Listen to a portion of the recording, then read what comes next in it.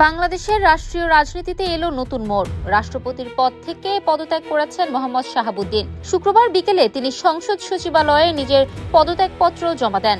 বিষয়টি ঘিরে রাজনৈতিক অঙ্গনে শুরু হলো নতুন আলোচনা। সংবিধান অনুযায়ী রাষ্ট্রপতির পদ শূন্য হলে নতুন রাষ্ট্রপতি নির্বাচন না হওয়া পর্যন্ত জাতীয় সংসদের স্পিকারই রাষ্ট্রপতির দায়িত্ব পালন করবেন। সেই হিসেবে স্পিকার হাফিজউদ্দিন আহমেদ এখন ভারপ্রাপ্ত রাষ্ট্রপতির দায়িত্ব পালন করবেন। একই সঙ্গে সংবিধানের বিধান অনুযায়ী রাষ্ট্রপতির পদ শূন্য হওয়ার 90 দিনের মধ্যে জাতীয় সংসদকে নতুন রাষ্ট্রপতি নির্বাচন করতে হবে।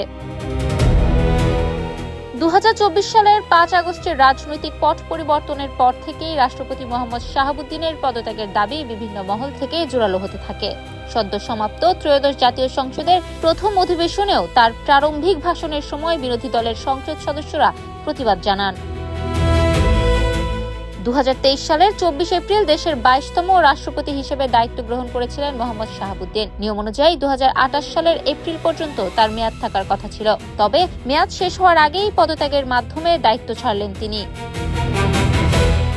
রাষ্ট্রপতি হিসেবে তার মেয়াদকাল ছিল দেশের সাম্প্রতিক ইতিহাসের অন্যতম ঘটনাবহুল সময়। এই সময়েই ঘটে ছাত্র জনতার গণঅভ্যুত্থান, আওয়ামী লীগ সরকারের পতন, অন্তর্বর্তী সরকারের দায়িত্ব গ্রহণ এবং পরবর্তী ত্রয়োদশ জাতীয় সংসদ নির্বাচন। একই সঙ্গে দেশের ইতিহাসে একমাত্র রাষ্ট্রপতি হিসেবে স্বল্প সময়ের ব্যবধানে 3 জন ভিন্ন সরকার প্রধানকে শপথ পড়ানোর নজিরও গড়েন Mohammad Shahabuddin.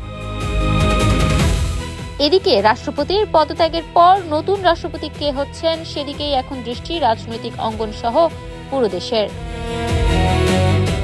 Desk report, campus Times.